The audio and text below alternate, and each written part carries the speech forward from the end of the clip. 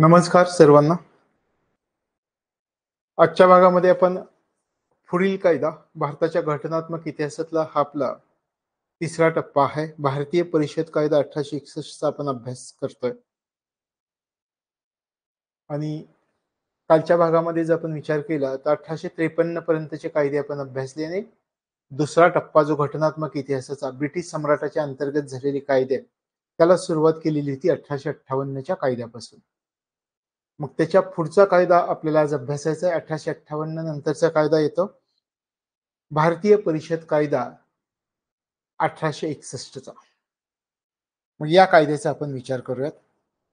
घटनात्मक इतिहासाचे दोन टप्पे, एक ईस्ट इंडिया कंपनीच्या काळात झालेले कायदे जे 1773चा रेग्युलेटिंग ऍक्ट ते 1853चा सनदी कायदा इथपर्यंतचे, आणि तिथून पुढचा दुसरा टप्पा आपण काल सुरुवात केली. पुन्हा एकदा उल्लेख करतो की 1858 ते 1947 पर्यंतचे कायदे या टप्प्यामध्ये आपण अभ्यासणार आहोत. 1858चा कायदा आपण व्यवस्थित समजावून घेतला. आता भारतीय परिषद कायदा 1861. भारतीय परिषद कायदा 1861 जर विचार केला तर हा ब्रिटनची जी संसद होती त्या संसदेचा कायदा मानला जातो. म्हणजे युनायटेड किंगडमचा कायदा मानतात याला. जर आपण विचार केला युके युनायटेड ऍक्ट असं याला म्हटलं जातं. आणि या कायद्याला राजसत्तेकडून कधी मंजुरी मिळाली हे एक महत्वाचं आहे. याच्यामध्ये या कायद्याला राजसत्तेकडून मंजुरी मिळाली होती 1 ऑगस्ट 1861 मध्ये राजसत्तेकडून मंजुरी मिळाली आणि महत्वाचा कायदा मानला जातो. भारताच्या घटनात्मक इतिहासातली एक महत्वाची घटना मानली जाते. आता जी तुम्हाला मंत्रिमंडळ पद्धत दिसते ती मंत्रिमंडळ पद्धत म्हणजे काय, वेगवेगळी खाती वेगवेगळ्या मंत्र्यांना दिलेली आपल्याला दिसतात. वित्त मंत्री निर्मला सीतारामन असतील, त्याच्यानंतर गृहमंत्री अमित शहा असतील, अशा प्रकारे वेगवेगळी मंत्रीपद सगळ्यांना वाटलेली आपल्याला दिसतात. तर या मंत्रिमंडळ पद्धतीचा पाया कोणत्या कायद्यानुसार घातला गेला असा जर तुम्ही विचार केला तर मंत्रिमंडळ पद्धतीचा पाया भारतीय परिषद कायदा 1861 नुसार घातला गेला हे लक्षात ठेवायचं. म्हणजे मंत्रिमंडळ पद्धतीची सुरुवात कोणत्या कायद्यानं झाली, खाते विभागणीची पद्धत कोणत्या कायद्यानं झाली, तर भारतीय परिषद कायदा 1861 कायदा हे लक्षामध्ये ठेवायचं. म्हणजे हा कायदा आपल्या घटनात्मक इतिहासातील महत्वाचा कायदा मानला जातो. या कायद्याच्या बाबतीत काही गोष्टींचा आपल्याला विचार करावा लागतो. काही जणांची मतं विचारामध्ये घ्यावी लागतात. मग त्याच्यामध्ये आपण सर सय्यद अहमद खान यांनी एक मत व्यक्त केलेलं होतं आणि ते मत आपल्या परीक्षेच्या दृष्टिकोनातून महत्वाचं आहे. तर सर सय्यद अहमद खान यांनी कोणतं मत व्यक्त केलं होतं याचा आपण विचार करूयात. सुरुवातीला आपण म्हणूयात सर सय्यद अहमद खान.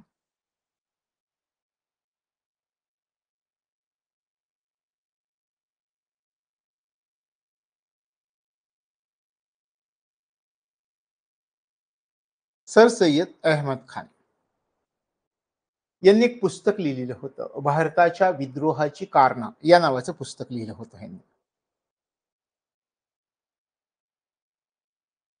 पुस्तकाचं नाव यांचं लक्षात ठेवा, हे मुद्दाम विचारतील.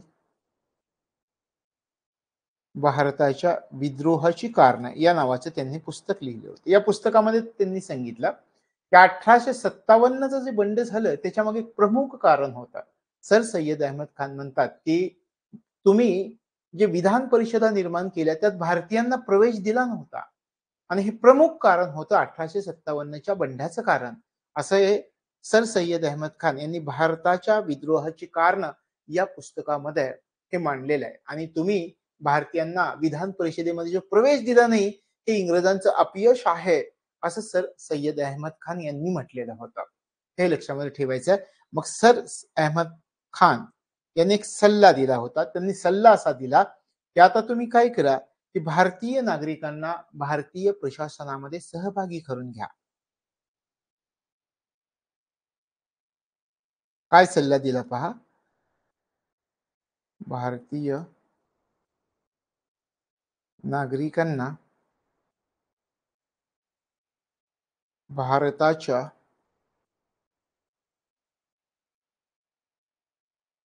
प्रशासनात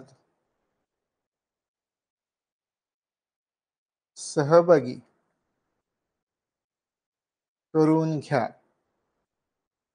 अशा प्रकारचा सल्ला सर सय्यद अहमद खान यांनी दिला. तर अशा प्रकारे सर सय्यद अहमद खान यांनी सांगितलं, की तुम्ही जे विधिमंडळाची स्थापना करताय, तर त्याच्यामध्ये भारतीयांचा समावेश असला पाहिजे आणि हा जो समावेश तुम्ही केला नाही, हे इंग्रजांचं अपयश आहे आणि या अपयशामधूनच 1857 चा बंड घडून आलेला आहे. तर 1857 च्या बंडानंतर ब्रिटिश सरकारला एक सल्ला दिला सर सय्यद अहमद खान यांनी. कोणत्या पुस्तकामधून दिला? तर भारताच्या विद्रोहाची कारण या पुस्तकामधून दिला होता. हे लक्षामध्ये ठेवायचं. ठीक आहे. आपण या कायदा येण्या अगोदर आपण म्हटलं की सर सय्यद अहमद खान यांनी त्यांचं मत व्यक्त केलेलं होतं. पण असं मत व्यक्त करणारे आणखी एक व्यक्तिमत्व होतं. Secretary of state Charles Wood यांनी एक मत मांडलं होतं. तर तेही मत आपल्याला लक्षात ठेवावं लागतं. Secretary of state sir Charles Wood. Secretary of state sir Charles Wood यांनी एक मत मांडलेलं होतं. त्यांचं असं मत होतं की कायदा खूप महत्वाचा आहे. भारतीय परिषद कायदा हा जो आहे तो खूप महत्वाचा कायदा आहे आणि हा कायदा जो केला जातो एक उत्कृष्ट प्रयोग केला जात आहे. त्यांचं म्हणणं असं होतं की भारतात सध्याचा जर तुम्ही विचार केला तर सगळी परिस्थिती बदलती आहे आणि सद्य परिस्थितीमध्ये फक्त भारतीय जनतेवरती आपण हुकुमशाहीपणे काम करायचं आहे हे आता अशक्य होऊन बनलेलं आहे. म्हणून भारत परिषद कायदा 1861 हा महत्वाचा ठरणार आहे कारण याच्यामध्ये आता भारतीयांना हक्क दिले जाणार आहेत. त्यांच्या दृष्टिकोनातून हा कायदा महत्वाचा आहे असं चार्ल्स वूड असं म्हणतात. लक्षात आलं. दोघ जणांनी मतं व्यक्त केली. सर सय्यद अहमद खान यांनी मत व्यक्त केलं. Secretary of state sir Charles Wood यांनी आपलं मत व्यक्त केलं. दोघांनी सांगितलं कायदा खूप महत्वाचा आहे. एक उत्कृष्ट प्रयोग आहे. भारतात बदलत्या परिस्थितीनुसार सद्य परिस्थितीमध्ये पूर्वीचीच परिस्थिती हुकुमशाहीची परिस्थिती चालवून जमणार नाहीये. मग तुम्ही काय करायचंय भारतीयांना हक्क द्यायचे. त्या हक्कांच्या दृष्टिकोनातून हा भारतीय परिषद कायदा 1861 महत्वाचा ठरणार आहे असं चार्ल्स वूड असं म्हणतायत. आता पहा आपण विचार करूयात. तुमच्या लक्षात आलं कायदा किती महत्वाचा होता आणि सगळ्यात महत्वाचं आपल्याला परीक्षेमध्ये जर असं प्रश्न विचारला की भारतामध्ये मंत्रिमंडळ पद्धतीचा पाया कोणत्या कायद्यानं घातला गेला तर भारत परिषद कायदा 1861 या कायद्यानं भारतामध्ये किंवा भारत सरकारमध्ये मंत्रिमंडळ पद्धतीचा पाया घातला गेला हे लक्षात घ्यायचं आहे. मग आता आपण काय करूयात या कायद्यामधील मुख्य तरतुदींचा विचार करूयात. हे पहा पहिलंच आपला पॉइंट आहे भारत सरकारच्या मंत्रिमंडळ पद्धतीचा पाया घेतला. मग या मंत्रिमंडळामध्ये किती सदस्य होते याचा आपण अभ्यास करणार आहोत. कार्यकारी परिषदेच्या सदस्यांच्या संख्येमध्ये वाढ झाली. दुसरा मुद्दा मग ते कोणत्या प्रकारे वाढ झाली याचा आपल्याला अभ्यास करायचा आहे. त्यानंतर तिसरा व्हाईसरॉयचे अधिकार. हे व्हाईसरॉयचे अधिकार कोणकोणते आहेत याचा आपल्याला अभ्यास करावा लागेल. एक महत्वाची प्रक्रिया सुरू झाली आणि याच्यावरती प्रश्न मुद्दाम विचारला जाईल. विकेंद्रीकरणाची प्रक्रिया सुरू झाली. केंद्रीकरणाची जी पद्धत होती ती पद्धत दूर करण्यात आली आणि विकेंद्रीकरण सुरू झालं. म्हणजे नेमकं काय झालं हे आपल्याला पाहायचं. त्यानंतर केंद्रीय विधिमंडळाच्या बाबतीत काही तरतुदी करण्यात आलेल्या होत्या. त्या तरतुदींचा आपल्याला विचार करायचा आहे. त्यानंतर प्रांतिक शासनाबद्दलच्या तरतुदी. प्रांतिक शासनाबद्दलच्या तरतुदी कोणकोणत्या करण्यात आल्या त्याचा आपल्याला विचार करायचा आहे आणि इतर प्रांतांमध्ये विधान परिषदांची स्थापना.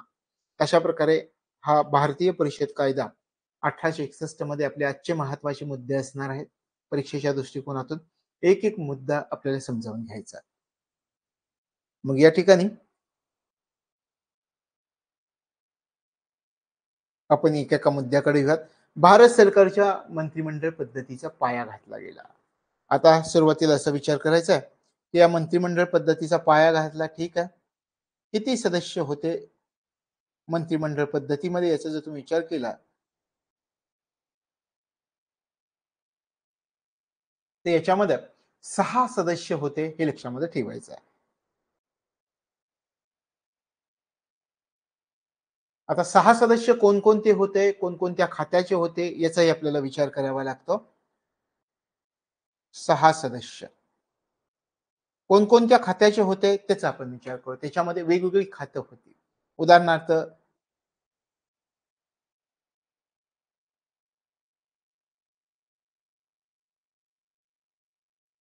गृह खातं होतं. त्याच्यानंतर आपल्याला सांगता येतं महसूल खातं होतं. महसूल. त्याच्यानंतर न्याय या संबंधीच्या खात्याचा त्याच्यामध्ये समावेश होता. त्याच्यानंतर त्याच्यामध्ये न्याय आपल्याला आत्ताच नाही सांगता येणार. न्याय पूर्वीच आलं होतं. सैन्य असं म्हणतात. सैन्य एक होतं त्याच्यामध्ये. गृह, महसूल, सैन्य या खात्याचा समावेश. शिवाय कायदा खाते, वित्त खाते, कायदा, वित्त आणि सार्वजनिक बांधकाम.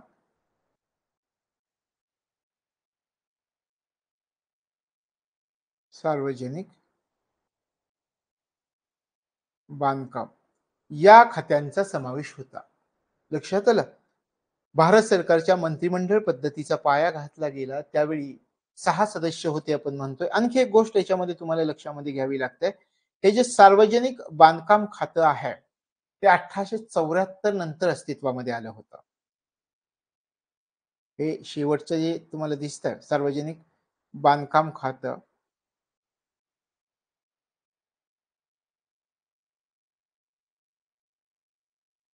1874 नंतर अस्तित्वात सार्वजनिक बांधकाम खातं. आता भारत सरकारच्या मंत्रिमंडळ पद्धतीचा पाया घातला गेला हे तुमच्या लक्षात आलं. मग ही कोणकोणती खाती होती? गृह खातं, महसूल खातं, सैन्य, कायदा, वित्त. सुरुवातीच्या कालावधीमध्ये 5 खाती होती. सार्वजनिक बांधकाम खातं नंतर त्याच्यामध्ये समाविष्ट झालं ते 1874 नंतर अस्तित्वामध्ये आलेलं होतं. तशा प्रकारे 6 खाती आपल्याला दिसून येतात आणि भारत सरकारच्या मंत्रिमंडळ पद्धतीचा पाया घातला गेला. मंत्रिमंडळ पद्धतीची सुरुवात झाली. कोणत्या कायद्यानुसार झाली? तर आपल्याला या ठिकाणी सांगता येतं की भारत परिषद कायदा 1861 नुसार. याच्यानंतर आपण पुढच्या मुद्द्याकडे जाऊयात. पुढचा मुद्दा काय पहा. कार्यकारी परिषदेच्या सदस्यांच्या संख्येमध्ये वाढ झाली. किती झाली हे सुरुवातीला पटकन लक्षामध्ये आलं पाहिजे.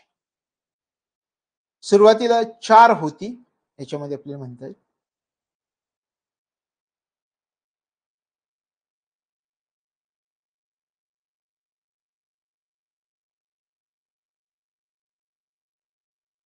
4 होती. तर 4 वरून 5 झालेली आपल्याला दिसते. आता पूर्वी 4 होती, त्याच्यानंतर 5 झाली. मग याच्यामध्ये प्रशासकीय सेवेतील काही सदस्यांचा समावेश होता. मग या 5 सदस्यांमध्ये किती प्रशासकीय सेवेतील सदस्यांचा समावेश होता?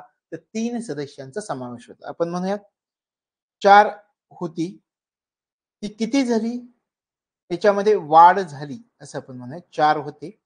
त्याच्यामध्ये वाढ झाली आणि वाढ होऊन ही संख्या झाली 5.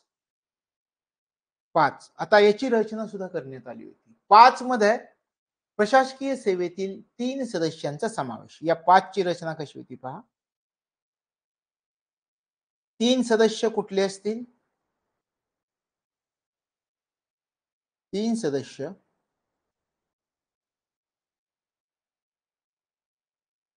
प्रशासकीय सेवा. प्रशासकीय सेवेमधील 3 सदस्यांचा याच्यामध्ये समावेश असेल अशा प्रकारची तरतूद होती. आता पहा.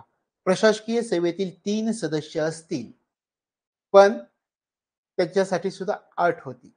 हे कोणते 3 सदस्य असतील याचा जर तुम्ही विचार केला या ठिकाणी लक्षामध्ये ठेवायचं. याच्यामधील हे जे 3 सदस्य असणार होते तर या 3 सदस्यांना भारतामध्ये राहण्याचा 10 वर्षाचा अनुभव आवश्यक होता.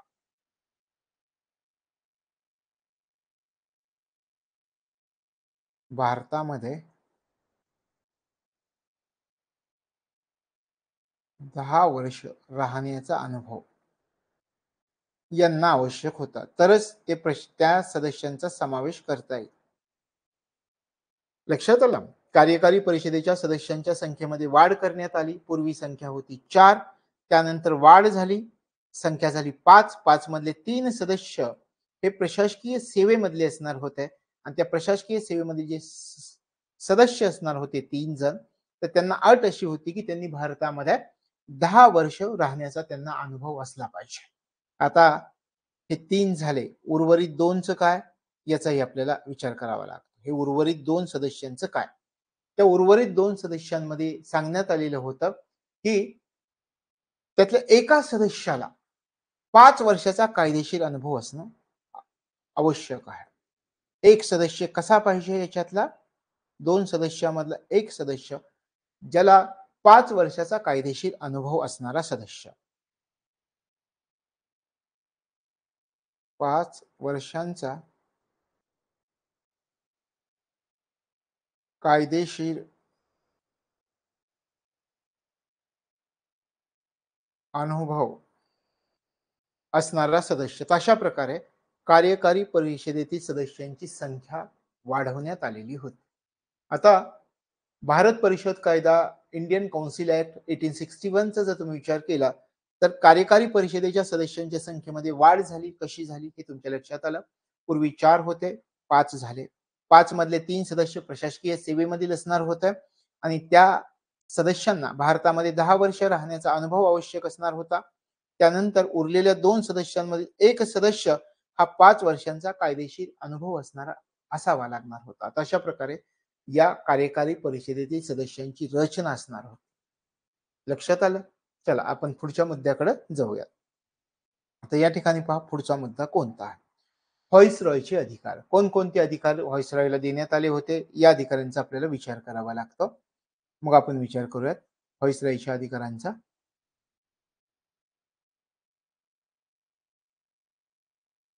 व्हॉइसरॉयचे अधिकार.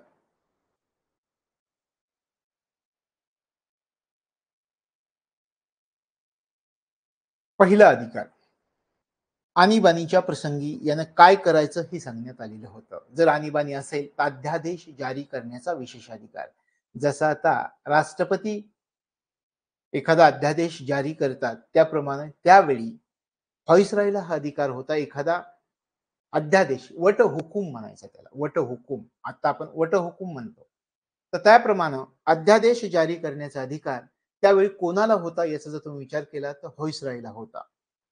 म्हणजे पहिली तरतूद आपल्याला सांगता येते.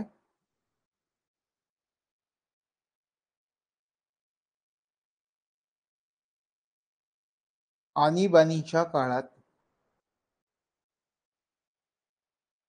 अध्यादेश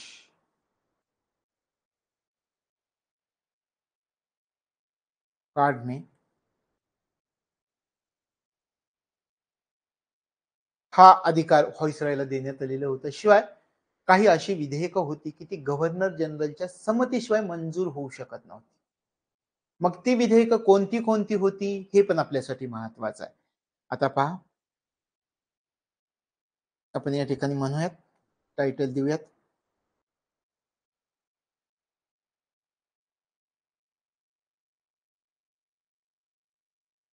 गव्हर्नर जनरलच्या संमतीशिवाय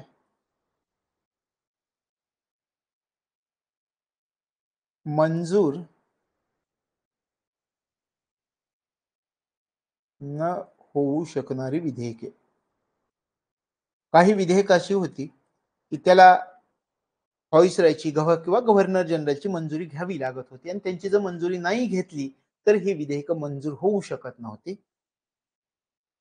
विधेयक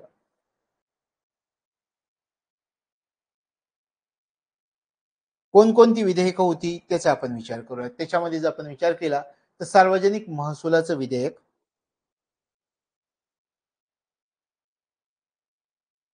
सार्वजनिक महसूल या संबंधीचं विधेयक असेल. त्याच्यानंतर आपल्याला सांगता येईल कर्ज प्रकरणांशी, आता सार्वजनिक महसुलामध्येच कर्ज प्रकरण येतील. त्यानंतर सैन्यासंबंधीचं, धर्मासंबंधीचं, परकीय प्रकरणासंबंधीचं, सैन्य, धर्म, परकीय प्रकरण या संबंधीची काही विधेयक असतील तर त्या विधेयकाला व्हॉइसरॉयची संमती असावी लागणार होती. आणि जोपर्यंत गव्हर्नर जनरल किंवा व्हॉइसरॉय ते दोन्ही एकच आहेत हे लक्षात ठेवा. तर व्हाईसरॉय संमती देत नाही तोपर्यंत हे विधेयक मंजूर झाली असं समजलं जाणार नव्हतं. व्हाईसरॉयचे अधिकार लक्षात आलं. आणीबाणीचा काळ असला तर अध्यादेश काढण्याचा आदेश त्याला होता. त्याशिवाय गव्हर्नर जनरलच्या संमतीशिवाय काही विधेयक मंजूर होऊ शकत नव्हती. त्याच्यामध्ये सार्वजनिक महसूल किंवा कर्ज या विधेयकांचा समावेश होता. सैन्य, धर्म, परकीय प्रकरण या संबंधीचे जर विधेयक असतील तर त्याला व्हाईसरॉयची संमती असावीच लागणार होती. अन्यथा ती विधेयक मंजूर करता येऊ शकणार नव्हती. तशा प्रकारे व्हाईसरॉयचे अधिकार आपल्याला सांगता येईल. आणखी काही व्हाईसरॉयचे अधिकार आहेत ते आपण पाहूया. व्हाईसरॉयच्या अधिकारामध्ये आणखी आपल्याला सांगता येतं की जर गरज भासली तर त्याची जी परिषद आहे ती परिषद बरखास्त करण्याचा अधिकार व्हाईसरॉयला होता. आणीबाणीच्या कालावधीमध्ये त्याच्या परिषदेच्या संमतीशिवाय अध्यादेश काढू शकत होता. म्हणजे एवढे मोठे अधिकार त्याला प्राप्त झाले होते. कुठले कुठले पहा. परिषद बरखास्त करण्याचा अधिकार त्याला होता.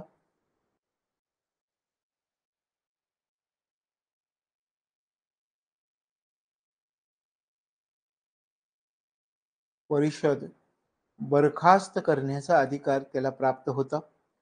त्याच्यानंतर आपल्याला सांगता येईल आणीबाणीच्या काळात त्याला अध्यादेश काढण्याचा अधिकार आपण पाहिला आणि त्या कालावधीमध्ये या परिषदेच्या संमतीशिवाय तो अध्यादेश काढू शकत होता. हे लक्षामध्ये ठेवायचं आहे. त्याच्यानंतर केंद्रीय विधिमंडळाने एखादं विधेयक पारित केलं आणि ते विधेयक त्या विधेयकामध्ये काही बदल करायचा असेल किंवा ते विधेयक फिटाळून लावायचं असेल तर ते अधिकार या ठिकाणी व्हाईसरॉयला होते. एखादं बिल केंद्रीय विधिमंडळाने तयार केलं.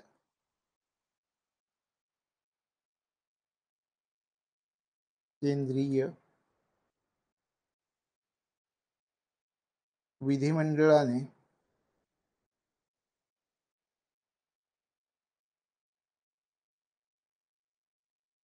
तयार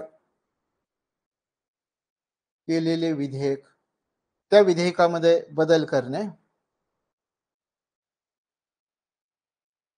याच्यामध्ये या विधेयकामध्ये बदल करणे फेरफार करणे त्याला म्हणतात. या विधेयकामध्ये किंवा हे विधेयक फेटाळून लावणे. विधेयक फेटाळून लावणे हे अधिकार व्हाईसरॉयला प्राप्त होते. लक्षात आलं की केंद्रीय विधिमंडळाने एखादं विधेयक तयार केलंय. सगळ्यांनी मिळून ठरवलं की हा कायदा करायचा एखादं विधेयक तयार केलंय. पण त्या विधेयकामध्ये फेरफार करण्याचा बदल करण्याचा किंवा ते विधेयक फेटाळून लावण्याचा अधिकार हा व्हाईसरॉयला देण्यात आलेला होता. महत्वाचा अधिकार होता. याशिवाय व्हाईसरॉयच्या अधिकारांमध्ये आपल्याला सांगता येईल आवश्यक नियम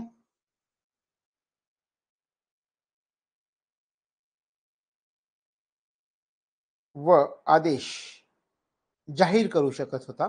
त्याला ते अधिकार होते. आदेश जाहीर करणे तर हे अधिकार व्हाईसरॉयला देण्यात आलेले होते. हे लक्षामध्ये ठेवायचे. आता पहा याच्यामध्ये हे सगळे अधिकार व्हाईसरॉयला मिळाले. लॉर्ड कॅनिंगनं या सगळ्या अधिकारांचा उपयोग करून घेतला आणि भारतीय राज्यकारभारामध्ये सुधारणा करायला सुरुवात केली. भारतीय राज्यकारभारामध्ये सुधारणा करताना त्याच्या लक्षात आलं की हे सगळं एकाच्या हातात असणं जमणार नाहीये. कारण विचार करा फक्त पंतप्रधानच काम करतायत. त्यांना खाली सहाय्यासाठी कोणत्याही प्रकारचं मंत्रिमंडळ अस्तित्वामध्ये नाहीये. असा विचार करा. शक्य का एका माणसाला काम करणं? नाही शक्य. त्याला काही लोकांची मदत लागते. मग याने काय केलं हे आवश्यक नियम जे आदेश जाहीर करण्याचे लॉर्ड कॅनिंगला जे अधिकार प्राप्त झालेले होते त्याने भारतीय राज्यकारभारामध्ये विभागीय प्रणाली सुरू केली. विभाग सुरू केले. आता यांनी काय केलं पहा याचा वापर करून भारतीय राज्यकारभारामध्ये विभागीय प्रणाली सुरू केली.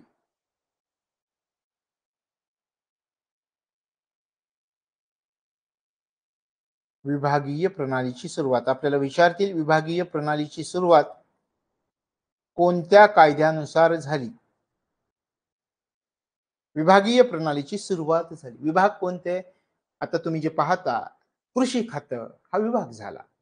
पाटबंधारे खातं, त्याच्यानंतर उद्योग खातं असे जे विभाग आहेत की विभाग पाडायची सुरुवात कोणत्या कायद्यापासून झाली? तर भारतीय परिषद कायदा 1861 नुसार ही विभागीय प्रणालीची सुरुवात कोणी केली असं विचारलं तर लॉर्ड कॅनिंगने केली, ही लक्षामध्ये ठेवायची. अशा प्रकारे त्या विभागीय प्रणालीच्या माध्यमातून काय झालं, विकेंद्रीकरणाची प्रक्रिया सुरू झाली देशामध्ये. आपण जे म्हणतो विकेंद्रीकरणाची प्रक्रिया सुरू झाली. तशा प्रकारे हे व्हॉइसरायचे अधिकार महत्वाचे आहेत. आपण म्हटलं विकेंद्रीकरणाची प्रक्रिया सुरू झाली. लक्षात आलं व्हॉइसरायचे अधिकार. आपण थोडक्यात अभ्यासूयात व्हॉइसरायचे अधिकार. आणीबाणीच्या काळात अध्यादेश काढू शकत होता, मग त्याला परिषदेची संमती असो अथवा नसो काही फरक पडत नव्हता. गव्हर्नर जनरल संमतीशिवाय काही विधेयक मंजूर होऊ शकणार नव्हती. कोणती विधेयक होती हे लक्षात ठेवायचं. सार्वजनिक महसूल आहे, सैन्य आहे, त्याच्यानंतर धर्म, परकीय प्रकरण, अशा प्रकारची जी विधेयक होती त्या विधेयकांना व्हॉइसरायची संमती असणं, गव्हर्नर जनरलची संमती असणं आवश्यक होतं. त्याच्या संमतीशिवाय ती मंजूर होऊ शकत नव्हती. त्याच्यानंतर परिषद बरखास्त करण्याचा अधिकार त्याला होता. केंद्रीय विधिमंडळाने तयार केलेले विधेयक जर असेल तर त्या विधेयकामध्ये बदल करणे, ते विधेयक फेटाळून लावणे हे अधिकार व्हॉइसरायला प्राप्त झाले होते.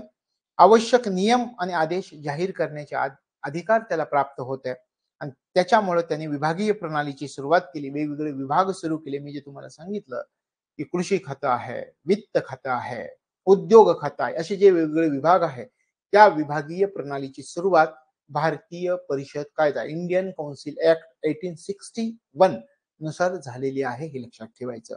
आणि त्यातूनच पुढे विकेंद्रीकरणाच्या प्रक्रियेला सुरुवात झाली. लक्षात आलं व्हॉइसरायचे अधिकार कोणते होते. आता तुम्हाला व्हॉइसरायचे अधिकार लक्षात आले असेल. आपण पुढच्या मुद्द्यावरती जाऊ. आपण म्हटलं होतं शेवटच्या टप्प्यात विकेंद्रीकरणाची प्रक्रिया सुरू झाली. आता विकेंद्रीकरणाची प्रक्रिया सुरू झाली म्हणजे काय पहा, मी तुम्हाला एक उदाहरण सांगतो. बॉम्बे आणि मद्रास प्रेसिडेन्सी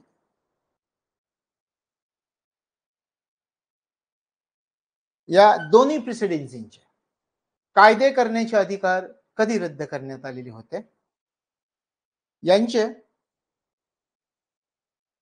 आठवतंय तुम्हाला, मी सांगितलं की कायदे करण्याचे अधिकार रद्द कोणत्या कायद्यामध्ये झाले होते? हे कोणत्या कायद्याने अधिकार रद्द? 1833च्या कायद्यामध्ये आपण हे अभ्यासलं. यांचे कायदे करण्याचे अधिकार रद्द करण्यात आलेले होते असं आपण म्हटलं होतं का? ठीक आहे. मग आता या ठिकाणी पहा, यांचे कायदे करण्याचे अधिकार 1833 मध्ये रद्द करण्यात आले होते, पण विकेंद्रीकरणाची प्रक्रिया सुरू झाली. सगळंच स्वतःकडे नाही, त्याची विभागणी. आता जसं आपण विकेंद्रीकरणाची प्रक्रिया चालू केली आहे, उदाहरणार्थ केंद्रीय पातळीवर जरी एखाद्या ग्रामस्तरासाठी ग्रामीण भागासाठी काही योजना आखल्या तर त्या योजना राबवण्याचं काम त्या त्या गावातील लोकांकडे दिलं जातं, कारण त्या त्या गावातील लोकांना त्या भागातल्या समस्या माहीत असतात आणि त्याच्यावरचे उपाय सुद्धा माहीत असतात. मग ती प्रक्रिया त्यांच्याकडे सोपवली गेली. म्हणजे काय, अधिकारांचं वाटप करण्यात आलं. अधिकार स्वतःकडे केंद्रित न ठेवता ज्यावेळी अधिकारांचं वाटप केलं जातं त्याला म्हणायचं विकेंद्रीकरणाची प्रक्रिया. लक्षात आलं? तशा प्रकारे हे आपण म्हटलं की बॉम्बे आणि मद्रास यांचे कायदे करण्याचे अधिकार 1833 मध्ये रद्द करण्यात आलेले होते. आता हा जो कायदा आला 1861 चा, 1861 या कायद्याने या दोन्ही प्रांतांना कायदे करण्याचे अधिकार परत मिळाले. बंद कुठल्या कायद्याने झाले? 1833च्या. कोणत्या कायद्याने ते अधिकार परत मिळाले? 1861च्या कायद्यानं परत मिळाले.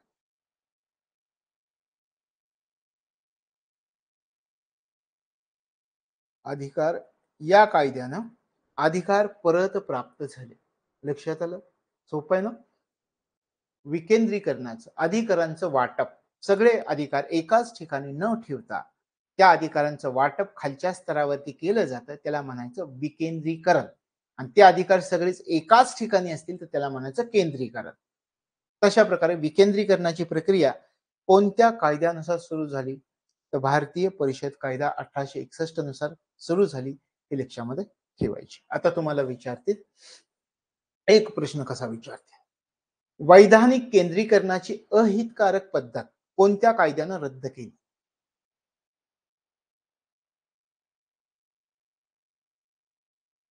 वैधानिक केंद्रीकरणाची अहितकारक पद्धत, थोडा वेगळ्या भाषेमध्ये प्रश्न विचारला.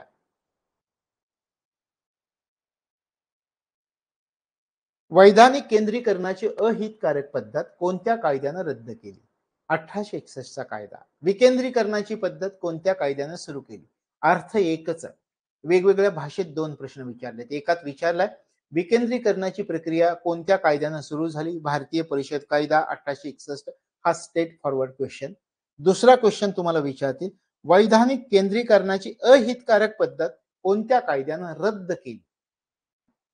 लक्षात आलं, केंद्रीकरणाची पद्धत बंद झाली आणि विकेंद्रीकरणाची प्रक्रिया या 1861 च्या कायद्यानं सुरू झाली, हे लक्षात ठेवायचं. हा मुद्दा या ठिकाणी आपला क्लिअर झाला पाहिजे. आता पहा, मी तुम्हाला म्हटलं की बॉम्बे आणि मद्रास यांचे पूर्वी कायदे करण्याचे अधिकार रद्द झाले, ते त्यांना परत दिले. तुम्ही म्हणाल परत अधिकार दिले तर मग त्यांचा फायदा काय? त्यांचा फायदा असा झाला की त्या प्रांतांना त्यांच्या त्यांच्या भागातील परिस्थिती, त्यांच्या त्यांच्या भागातील अडचणी माहीत होत्या.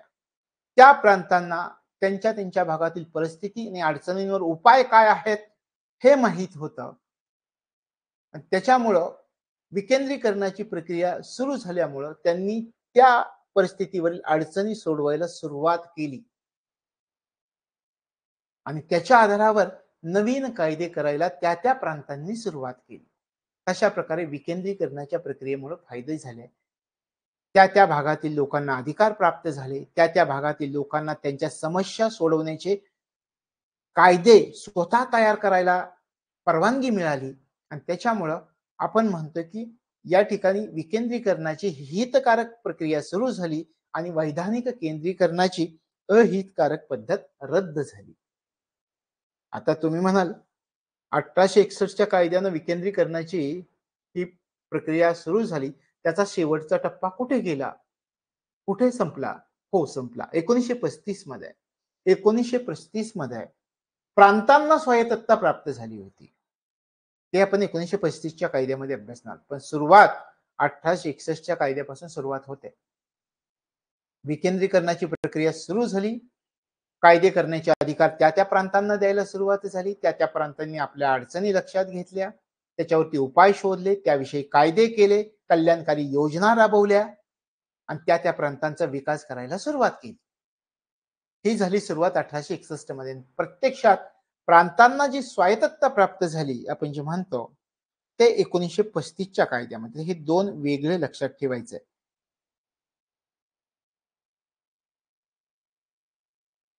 प्रांतांना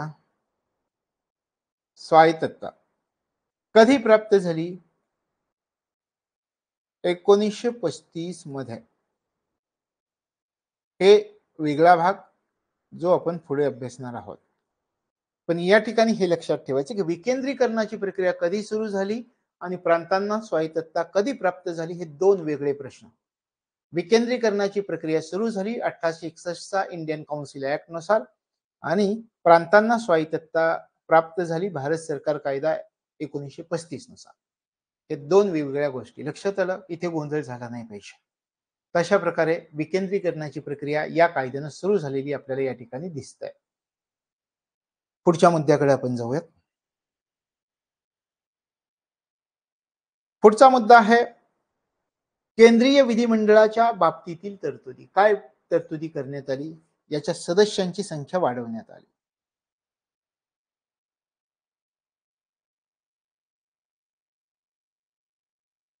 सदस्य संख्येमध्ये वाढ. याच्या सदस्य संख्येमध्ये वाढ करण्यात आली. केंद्रीय विधिमंडळाच्या बाबतीतील तरतुदी. आता तुम्ही म्हणाल सदस्य संख्येमध्ये वाढ करण्यात आली, पण ही सदस्य संख्या वाढवायची की नाही हे कोणाच्या मर्जीवर अवलंबून होतं? ही सदस्य संख्या वाढवायची की नाही कोणाच्या मर्जीवरती अवलंबून होतं, हे अवलंबून होतं व्हाईसरॉयच्या मर्जीवर.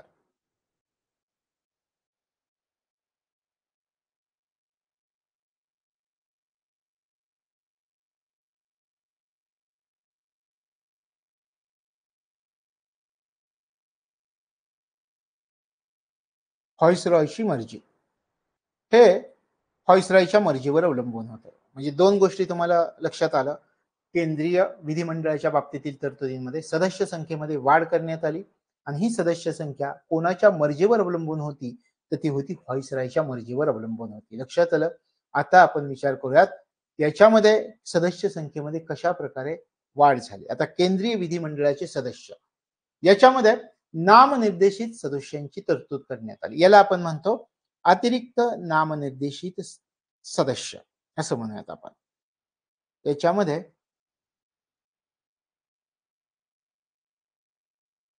अतिरिक्त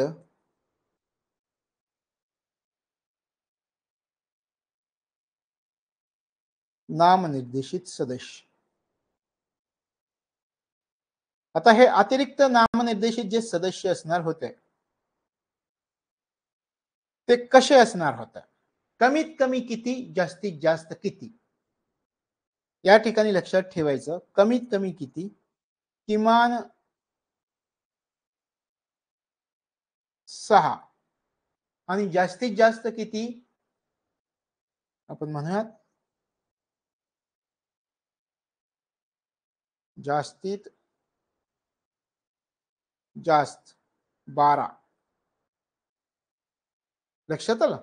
अतिरिक्त नामनिर्देशित सदस्य यांची सदस्यांची संख्या याच्यामध्ये किमान किती होती, जास्तीत जास्त किती होती, या केंद्रीय विधिमंडळामध्ये व्हाईसरॉयच्या केंद्रीय विधिमंडळामध्ये जे सदस्य होते त्याच्यामध्ये अतिरिक्त नामनिर्देशित सदस्यांची रचना कशी होती. किमान 6 सदस्य असणार होते, जास्तीत जास्त 12 सदस्यांची तरतूद करण्यात आलेली होती. हे लक्षात ठेवायचं. ठीक आहे. किमान सदस्य एवढे आणि जास्तीत जास्त आपण म्हटलं 12. त्याच्यामध्ये सुद्धा अट टाकण्यात आली. काय अट टाकण्यात आली, यातले किमान निम्मे सदस्य अशासकीय असावे लागणार होते. हे जे होते त्यातले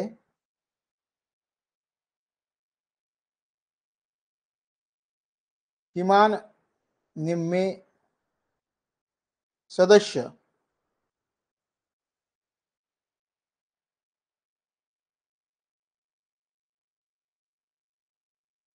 किमान निम्मे सदस्य अशासकीय असावे लागणार होते. तशा प्रकारे अतिरिक्त नामनिर्देशित सदस्य किमान सदस्य 6, जास्तीत जास्त 12 आणि त्यातले किमान निम्मे सदस्य अशासकीय असणं आवश्यक होतं. आता तुम्ही असा विचार करताय का, ठीक आहे, तुम्ही म्हणताय की नामनिर्देशित सदस्यांची रचना किमान 6, जास्तीत जास्त 12, किमान निम्मे सदस्य अशासकीय असणं गरजेचं होतं, पण यांचं काम काय होतं ते सांगा. हो, काम पण आपल्याला सांगता येईल. यांचं काम होतं की कायदे बनवणे. हे कायदे बनवण्यापुरते मर्यादित. हे जे सदस्य होते आपल्याला सांगता येईल, हे सदस्य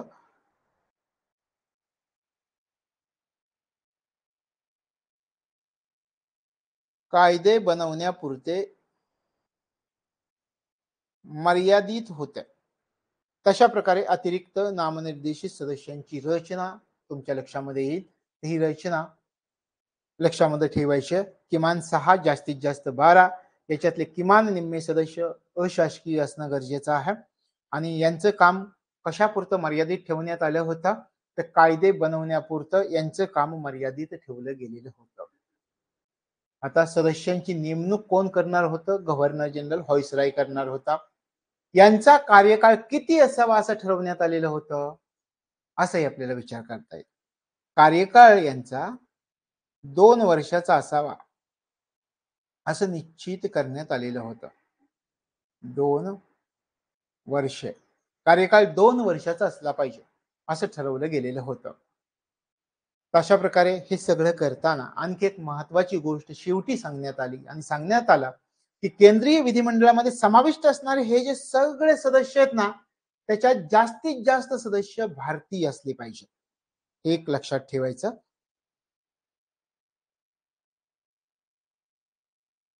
जास्तीत जास्त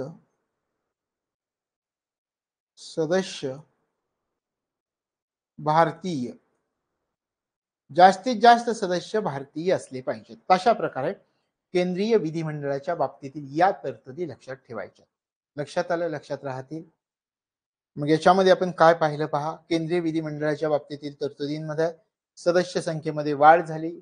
सदस्य संख्या वाढवायची की नाही कोणाच्या मर्जीवर अवलंबून होतं, व्हाईसरायच्या मर्जीवर अवलंबून होतं. त्याच्यानंतर अतिरिक्त नामनिर्देशित सदस्य किमान 6, जास्तीत जास्त 12. त्याच्यातले पण किमान निम्मे सदस्य अशासकीय असणं गरजेचं होतं. यांचं काम कशापुरतं मर्यादित होतं, कायदे बनवण्यापुरतं मर्यादित होतं. कार्यकाळ 2 वर्षाचा ठरवण्यात आलेला होता आणि त्याच्यामध्ये सांगण्यात आलेलं होतं की याच्यामध्ये जास्तीत जास्त सदस्य भारतीय असले पाहिजे असं निश्चित केलं गेलेलं होतं. हे केंद्रीय विधिमंडळाच्या बाबतीत कशा प्रकारे तरतुदी करण्यात आलेल्या होत्या हे आपल्या लक्षामध्ये येतं.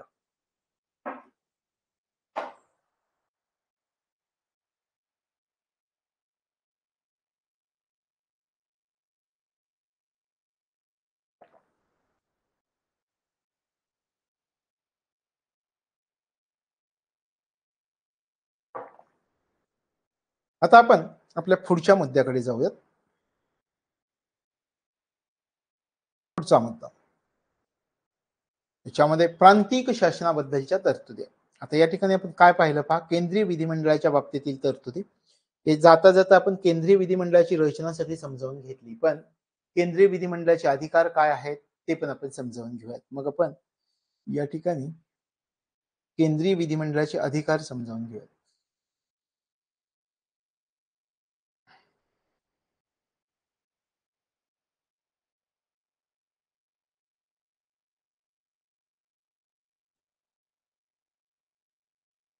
केंद्रीय विधिमंडळाचे अधिकार. या ठिकाणी अधिकार असं आपण म्हणूयात. त्याचे अधिकार कोणते होते त्याचाही आपण या ठिकाणी अभ्यास करूयात. कोणकोणते अधिकार होते केंद्रीय विधिमंडळाचे याचा जर तुम्ही विचार केला, त्याच्यामध्ये कायदे करण्याचा अधिकार केंद्रीय विधिमंडळाला होता. पहिली गोष्ट, काय करणार होतं केंद्रीय विधिमंडळ? कायदे करणे.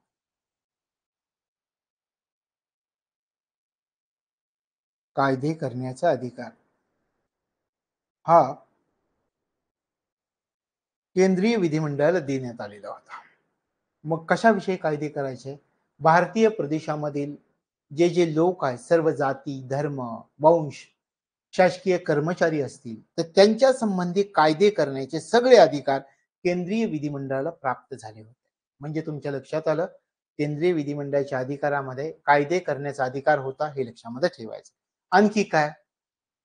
विधिमंडळाने पारित केलेलं जे विधेयक आहे त्या विधेयकाला कायद्याचं स्वरूप जर प्राप्त व्हायचं असेल, उदाहरणार्थ पहा, आपल्या देशामध्ये एखाद्या कायदा करायचा आहे, काय करावं लागतं? ते विधेयक संसदेमध्ये सादर करावं लागतं. लोकसभेमध्ये जातं, पास होतं, राज्यसभेमध्ये जातं, ते पास करावं लागतं. दोन्हीकडे पास झालं की त्या विधेयकाला कायद्याचं स्वरूप प्राप्त व्हावं म्हणून ते विधेयक राष्ट्रपतींकडे पाठवावं लागतं आणि राष्ट्रपतींची त्याच्यावरती स्वाक्षरी झाली की त्या विधेयकाला कायद्याचं स्वरूप प्राप्त होतं. त्याचप्रमाणे रचना 1861च्या इंडियन काउन्सिल ऍक्ट मध्ये सुद्धा दिसून येते. त्याच्यामध्ये काय दिलंय पहा, उदाहरणार्थ या केंद्रीय विधिमंडळानं एखादं विधेयक पारित केलंय, एक आपण म्हणूयात हे विधेयक आहे. हे विधेयक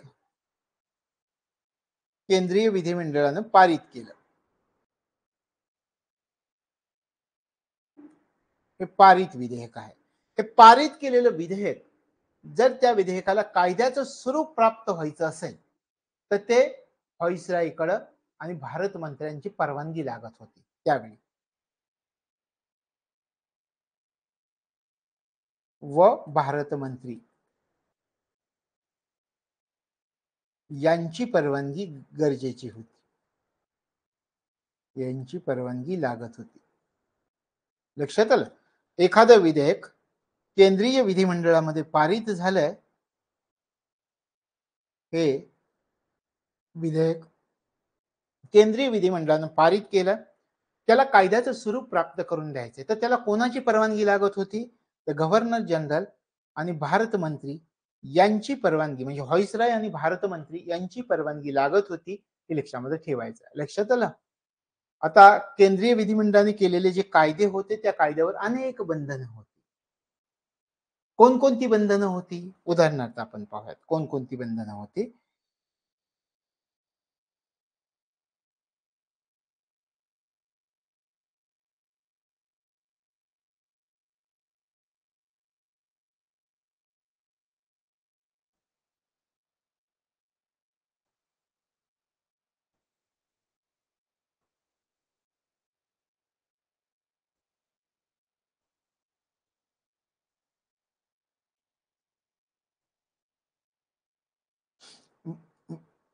पारित केलेल्या विधेयकावर बंधनं कोणती होती? या ठिकाणी आपण पाहूयात. किंवा केंद्रीय विधिमंडळाने जे कायदे बनवले, समजा यांनी कायद्याची निर्मिती केली. आपण सुरुवातीलाच म्हटलं केंद्रीय विधिमंडळाचं काम काय होतं? कायदे करण्याचं. मग यांनी कायदे केले, तर त्याच्यावरती काही बंधनं होती. विधिमंडळाने काही कायदे केलेले असतील तर त्याच्यावरती बंधनं घालण्यात आलेली होती. कोणती बंधनं घालण्यात आलेली होती? पहिलं बंधन याच्यावरती होतं की ब्रिटिश पार्लमेंटने केलेला एखादा जर कायदा असेल तर त्या कायद्याचा भंग करणारं हे विधेयक नसलं पाहिजे. म्हणजे उदाहरणार्थ आता असं पहा, आपल्या देशामध्ये एक अट आहे, समवर्ती सूचीमध्ये केंद्र सरकार सुद्धा कायदा करू शकतं, राज्य सरकार सुद्धा कायदा करू शकतं. पण त्याच्यावरती अट काय आहे की त्या विषयावर केंद्र सरकारने अगोदर कायदा केलेला नसावा, तर राज्य सरकारला कायदा करता येतो. दुसरी अट अशी आहे, त्या विषयावर केंद्र सरकारने केलेला एखादा कायदा अगोदरच असेल तर त्या कायद्याला अनुसरूनच राज्याला कायदा करावा लागतो, अन्यथा केंद्राचा कायदा प्रमाण मानला जातो. आपल्या देशामध्ये आत्ता अशी तरतूद आहे. समवर्ती सूचीमध्ये राज्य सरकार सुद्धा कायदा करू शकेल आणि केंद्र सरकार सुद्धा कायदा करू शकेल. पण अगोदर जर त्या विषयावर केंद्र सरकारनं कायदा केला असेल तर त्या कायद्याला अनुसरूनच राज्य सरकारला कायदा करावा लागतो, अन्यथा केंद्र सरकारचा कायदा प्रमाण मानला जातो. मग या ठिकाणी सुद्धा तेच सांगितलं की केंद्रीय विधिमंडळाने जर एखादा कायदा केला तर तो कायदा ब्रिटिश पार्लमेंटने केलेल्या कायद्याला अनुसरून असला पाहिजे. तो कायदा ब्रिटिश पार्लमेंटने केलेल्या कायद्याचा भंग करणारा असू नये. लक्षात आलं? किंवा तो कायदा भारत मंत्री आणि इंडिया कौन्सिल यांच्या अधिकारावर अतिक्रमण करणारा असू नये, अशा प्रकारचं बंधन केंद्रीय विधिमंडळावरती टाकलं गेलेलं होतं. लक्षात येतं?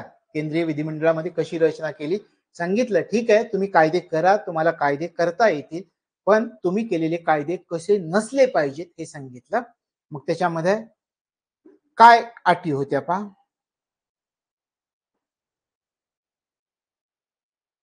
ब्रिटिश पार्लमेंटने केलेल्या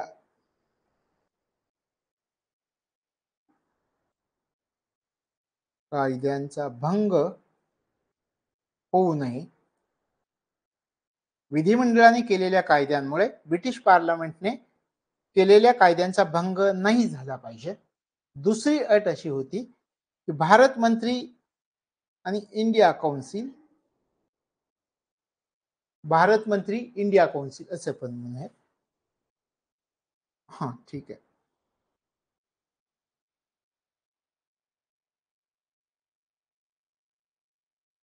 इंडिया कौन्सिल यांच्या अधिकारांवर अतिक्रमण करणारा कायदा नसला पाहिजे.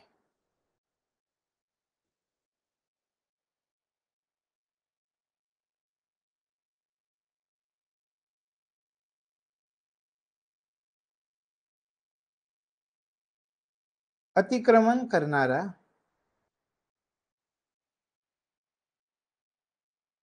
असू नये. तशा प्रकारे केंद्रीय विधिमंडळाने जर एखादा कायदा केला तर त्या कायद्यावरती काही बंधन होती. सांगण्यात आलं कायदे करा, पण ब्रिटिश पार्लमेंटने केलेल्या कायद्याचा भंग नाही झाला पाहिजे आणि भारत मंत्री आणि इंडिया कौन्सिल यांच्या अधिकारावर अतिक्रमण करणारा कायदा तो असला नाही पाहिजे. तर हे लक्षामध्ये ठेवायचं. शिवाय केंद्रीय विधिमंडळाच्या बाबतीत आणखी एक सांगता येतं की केंद्रीय विधिमंडळामध्ये लॉर्ड कॅनिंगनं 3 भारतीयांना विधान परिषदेवरती नामनिर्देशित केलेलं होतं. आता ते 3 भारतीय कोणते हे आपल्याला विचारते. या विधान परिषदेवर आपण म्हटलं केंद्रीय विधिमंडळात 3 भारतीयांना नामनिर्देशित.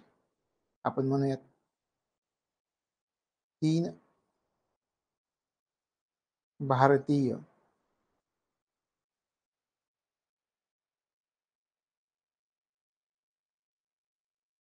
नामनिर्देशित.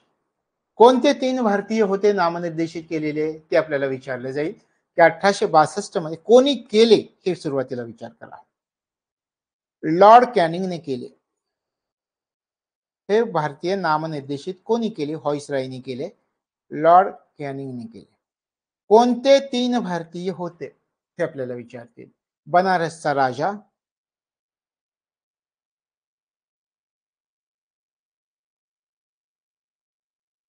शिवाय पटियालाचा महाराजा,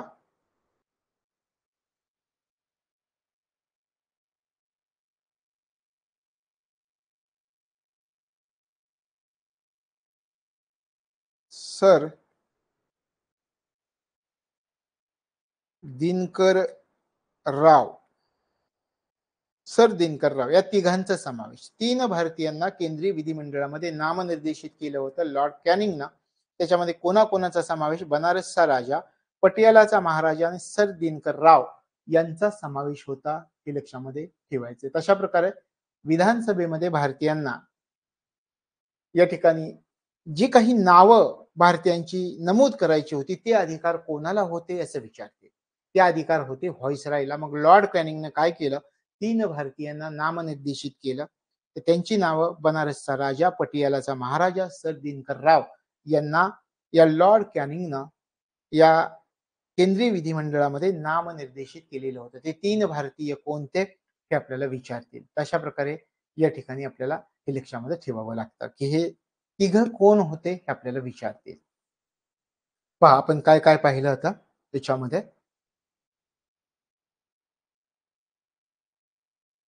थोडीशी रिव्हिजन आपण करूयात.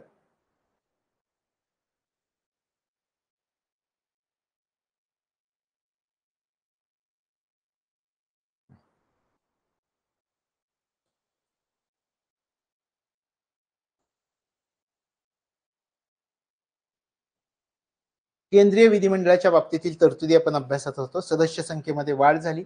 सदस्य संख्या कोणाच्या मर्जीवर अवलंबून होती? व्हाईसरॉयच्या मर्जीवरती अवलंबून होती. त्याच्यानंतर आपण विचार केला, अतिरिक्त नामनिर्देशित सदस्य किमान 6, जास्तीत जास्त 12. यातले किमान निम्मे सदस्य अशासकीय असणं गरजेचं होतं. यांचं काम कशापुरतं मर्यादित होतं? कायदे बनवण्यापुरतं मर्यादित होतं. कार्यकाळ 2 वर्षाचा आणि जास्तीत जास्त सदस्य भारतीय असावेत अशा प्रकारची तरतूद त्याच्यामध्ये होती. त्याच्यानंतर पुढच्या स्लाइडमध्ये आपण अभ्यासलं अधिकार कोणते होते. केंद्रीय विधिमंडळाने एखादं विधेयक जर पारित केलं तर ते विधेयक कायद्यामध्ये रूपांतरित होण्यासाठी या गव्हर्नर जनरल आणि भारत मंत्री यांची परवानगी आवश्यक असणार होती. त्यानंतर पुढच्या याच्यामध्ये आपण काय अभ्यासलं पहा. केंद्रीय विधिमंडळाच्या बाबतीत कायदे करायचे आहेत, कायदे करता येतील, पण तुम्ही कायदे करताना कोणत्या गोष्टी केल्या नाही पाहिजेत हे पण सांगितलं होतं, की तुम्ही केलेले कायदे ब्रिटिश पार्लमेंटने केलेल्या कायद्यांचा भंग होऊ नये अशा प्रकारचे असले पाहिजेत. आणि दुसरी गोष्ट त्यांनी सांगितलं, भारत मंत्री आणि इंडिया कौन्सिल यांच्या अधिकारांवर अतिक्रमण करणारा कायदा असू नये हे सांगण्यात आलेलं होतं. त्याच्यामध्ये केंद्रीय विधिमंडळामध्ये 3 भारतीयांना नामनिर्देशित करण्यात आलेलं होतं. कोणते 3 भारतीय होते हे आपल्याला विचारतील. लॉर्ड कॅनिंगनं नामनिर्देशित केलं होतं. म्हणजे केंद्रीय विधिमंडळामध्ये भारतीयांना नामनिर्देशित करण्याचे अधिकार कोणाला प्राप्त होते? व्हाईसरॉयला प्राप्त होते.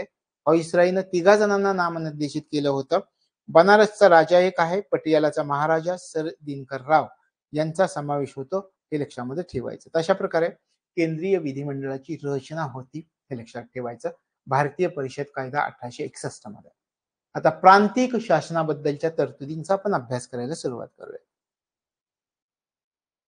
प्रांतिक शासनाबद्दलच्या तरतुदी काय काय प्रांतांच्या, म्हणजे या ठिकाणी आपण म्हटलं की विकेंद्रीकरणाची प्रक्रिया सुरू झालेली होती. मग त्या ठिकाणी आपण असा विचार केला होता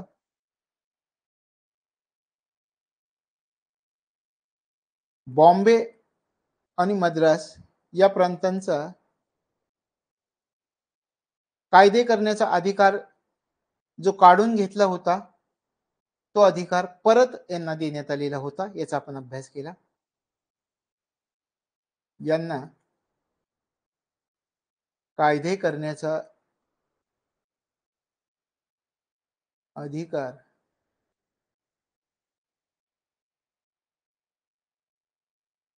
पुन्हा प्राप्त झाला. तर हे महत्वाची प्रांतिक शासनाबद्दल हे याच्या अगोदर पण आपण अभ्यासलं. तशा प्रकारे विकेंद्रीकरणाच्या तत्वाचा स्वीकार केला गेलेला होता, म्हणून ते कायदे करण्याचे अधिकार प्रांतांना देऊन टाकले गेलेले होते. आता कायदे करण्यामध्ये तज्ञ व्यक्तीचा समावेश असावा म्हणून या ठिकाणी ॲडव्होकेट जनरलचा समावेश केला गेलेला होता. लक्षात आलं? कायदे करण्याच्या कामामध्ये काही तज्ञ व्यक्तींची मदत आवश्यक होती. त्यामुळं याच्यामध्ये ॲडव्होकेट जनरलचा समावेश केला गेलेला होता कायदे करण्यासाठी, हे पण लक्षात ठेवा. तुम्हाला विधानामध्ये जर विचारलं ॲडव्होकेट जनरलचा समावेश करण्यात आलेला होता कायदे करण्यासाठी. त्याच्यामध्ये सदस्य कोण कोण होते? मुंबई आणि मद्रासचा आपण विचार करूया. सदस्य कोणकोणते होते याचा जर तुम्ही विचार केला तर एक लक्षात ठेवायचं, कमीत कमी किती सदस्य, जास्तीत जास्त किती सदस्य? कमीत कमी 4, जास्तीत जास्त 8 सदस्य अशी रचना होती बॉम्बे आणि मद्रासमध्ये. एवढ्या सदस्यांचा समावेश केला जावा अशा प्रकारची तरतूद केली गेलेली होती. आता सदस्यांविषयी तरतुदीचा जर तुम्ही विचार केला या प्रांतिक शासनामध्ये तर एक अट टाकण्यात आलेली. त्याने अट अशी होती की निम्मे बिन सरकारी सदस्य असले पाहिजे. अटी काय काय होत्या पहा. निम्मे सदस्य बिन सरकारी असली पाहिजेत. त्यांची नेमणूक कोण करणार होतं? नेमणूक गव्हर्नरने केली पाहिजे. कार्यकाळ 2 वर्षांचा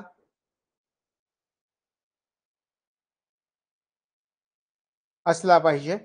2 वर्षांचा कार्यकाळ करण्यात आलेला होता. आपण म्हटलं नेमणूक गव्हर्नर जनरल. आणि यांनी काय करायचं होतं तर फक्त कायदे करण्याच्या वेळीच उपस्थित राहायचं होतं. अशा प्रकारची तरतूद सदस्यांविषयी करण्यात आलेली होती.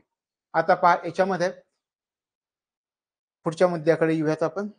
इतर प्रांतात विधान परिषदांची स्थापना व्हायला सुरुवात झाली. कशासाठी विधान परिषदांची स्थापना? त्या त्या प्रांतामध्ये कायदे करणे हा प्रमुख उद्देश होता. त्या त्या प्रांतामध्ये कायदे करणे या उद्देशानं इतर प्रांतांमध्ये विधान परिषदेची स्थापना व्हायला सुरुवात झालेली होती. आणि जर एखादा नवीन प्रांत स्थापन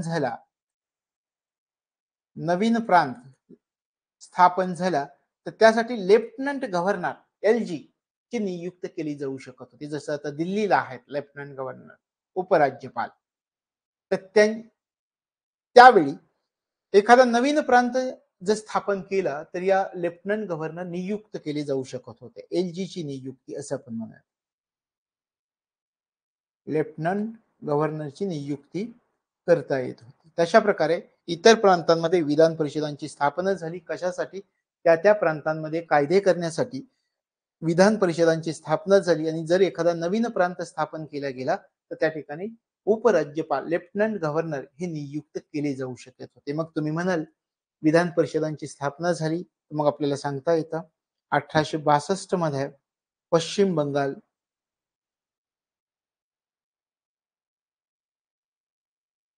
1862 मध्ये आपल्याला सांगता येईल त्यावेळी बंगाल असं म्हणावं लागेल कारण विभागणी झालेली नव्हती. बंगाल 1862 मध्ये बंगाल आणि इतर प्रांतांमध्ये सुद्धा विधान परिषदांची स्थापना व्हायला सुरुवात झाली. 1866 मध्ये वायव्य सरहद्द प्रांत या ठिकाणी विधान परिषदेची स्थापना झाली. त्याच्यानंतर पुढे 1897 मध्ये पण आपल्याला झालेली दिसते. 1897 मध्ये पंजाब आणि बर्मा या ठिकाणी झाली. पंजाब बर्मा या 2 ठिकाणी. तशा प्रकारे इतर प्रांतांमध्ये विधान परिषदांची स्थापना झाली. प्रमुख उद्देश लक्षात ठेवायचा, प्रमुख उद्देश काय होता? कायदे करणे हा उद्देश होता. आणि नवीन प्रांत स्थापना, जर एखाद्या नवीन प्रांताची स्थापना झाली तर त्या ठिकाणी उपराज्यपालांची नेमणूक करण्याची तरतूद होती. अशा प्रकारे 1862 मध्ये बंगाल प्रांतामधील आणि इतर प्रांतांमध्ये, 1866 मध्ये वायव्य सरहद्द प्रांतामध्ये आणि 1897 मध्ये पंजाब आणि बर्मा या ठिकाणी या परिषदांची स्थापना झालेली आपल्याला दिसून येते. तशा प्रकारे हा आपला भारतीय परिषद कायदा 1861 या ठिकाणी संपतोय. मग तुम्हाला हे सगळे मुद्दे लक्षात आलेले असतील. पहा कोणकोणते मुद्दे होते त्याच्यामध्ये. या सगळ्या मुद्द्यांचा आपण अभ्यास केला. मंत्रिमंडळ पद्धतीचा पाया घातला गेला हे आपण अभ्यासलं याच्यामध्ये. त्यानंतर कार्यकारी परिषदांच्या सदस्यांची संख्येमध्ये कशी वाढ झाली ते संपूर्ण स्ट्रक्चर मी तुम्हाला सांगितलं. व्हॉइसरॉयचे अधिकार कोणकोणते होते याचा आपण विचार केला. विकेंद्रीकरणाची प्रक्रिया सुरू झाली भारतीय परिषद कायदा 1861 नुसार. केंद्रीय विधिमंडळाच्या आणि प्रांतिक विधिमंडळाच्या तरतुदी आपण अभ्यासल्या. आणि शेवटचं आपण अभ्यासलं इतर प्रांतात विधान परिषदांची स्थापना करण्यात आली. हा आहे भारतीय परिषद कायदा 1861. याच्यानंतर आपण पुढच्या कायद्याच्या अभ्यासाला सुरुवात करता.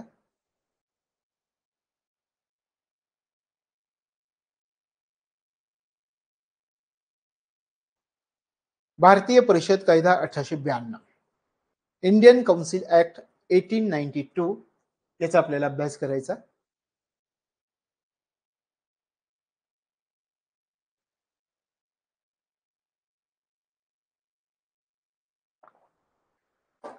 या कायद्याचा एक महत्वपूर्ण गोष्ट, काही वर्ष अगोदर भारतीय राष्ट्रीय काँग्रेसची स्थापना झाली होती 1885 मध्ये आणि त्यानंतर आलेला 1892 चा कायदा. आता या ठिकाणी जर तुम्ही विचार केला, भारतीय काँग्रेसची स्थापना झाली, अनेक नेते, अनेक लोक त्याच्यामध्ये समाविष्ट, आणि भारतामध्ये सर्व महत्वाचे नेते सुरुवातीला या राष्ट्रीय काँग्रेसमध्येच होते. काँग्रेसची ज्यावेळी स्थापना झाली, आपण म्हणूयात 1885 मध्ये काँग्रेसची स्थापना.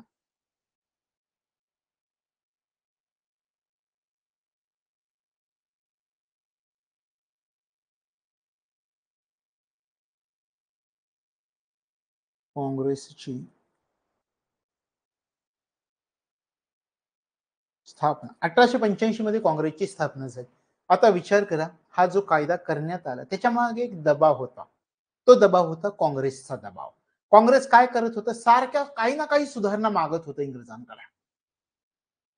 1885 आणि पुढच्या कालावधी म्हणजे म्हणजे साधारणपणे सुरू काही आपण त्यांच्या अधिवेशनं पाहिली 1889 ते 1891, ही अधिवेशनं महत्वाची ठरतात त्याच्यामध्ये.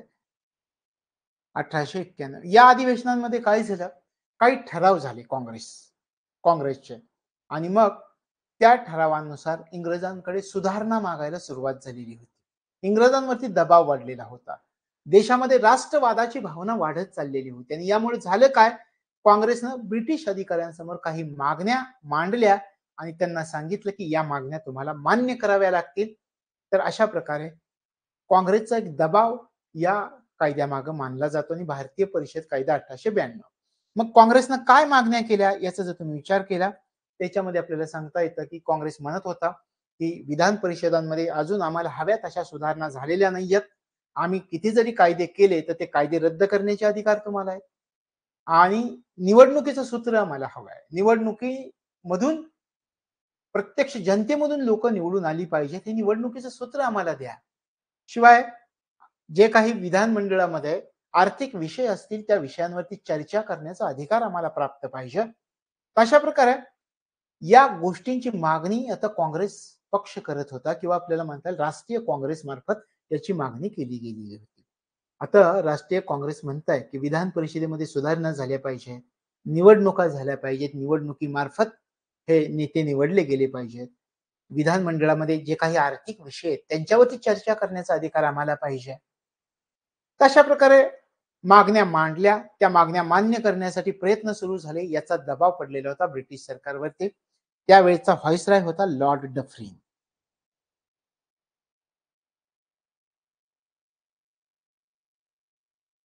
व्हाईसरॉय त्यावेळी होता लॉर्ड डफरीन. आता लॉर्ड डफरीनं सांगितलं की बाबा तुम्ही एवढ्या मागण्या करताय आणि लोकही तुमच्या पाठीमागे आहेत, ठीक आहे, आमच्यावरती दबाव आहे. आम्ही काय करतो, आता सरकार काय करतं की एखादा इश्यू निर्माण झाला ना, एक समिती स्थापन करतं, होते की नाही?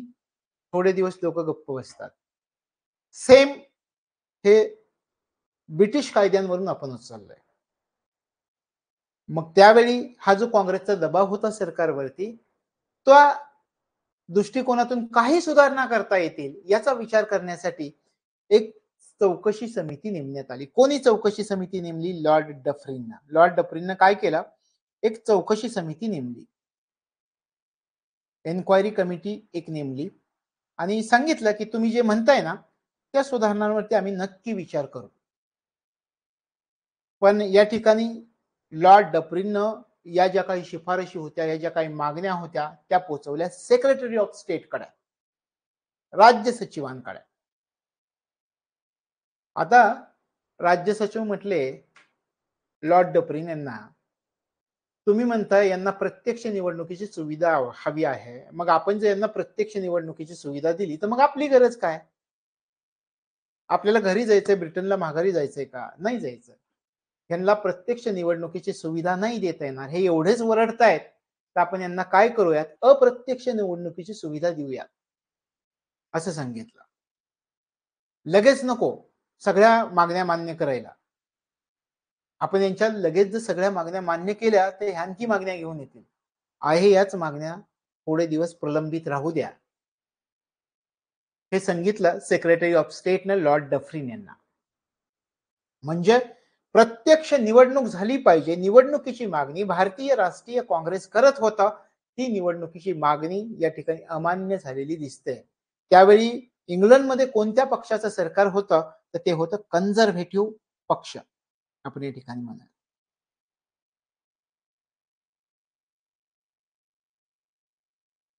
कन्झर्व्हेटिव्ह पक्ष याच्या पक्षाचं सरकार ब्रिटनमध्ये होतं. मग सेक्रेटरी ऑफ स्टेटने काय केलं? लॉर्ड क्रॉस असं म्हटलं जातं त्यांना, लॉर्ड क्रॉस असं त्यांचं नाव होतं. सेक्रेटरी ऑफ स्टेटनं काय केलं? एक विधेयक तयार केला. त्या ज्या मागण्या होत्या त्या मागण्यांना अनुसरून एक विधेयक तयार केलं. विधेयक तयार केलं आणि विधेयक तयार करून काय केलं? इंग्लंडचे एक सभागृह आहे, हाऊस ऑफ लॉर्ड्स, हे विधेयक हाऊस ऑफ लॉर्ड्स मध्ये मांडलं.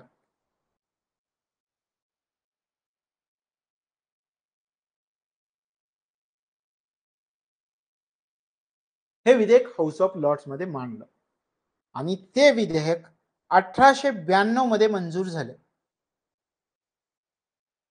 या विधेयकाला आपण म्हणतो, हे जे मंजूर झालं विधेयक त्याला म्हटलं जातं भारतीय परिषद कायदा 1892, इंडियन काउन्सिल ऍक्ट 1892. लक्षात आला काय आहे?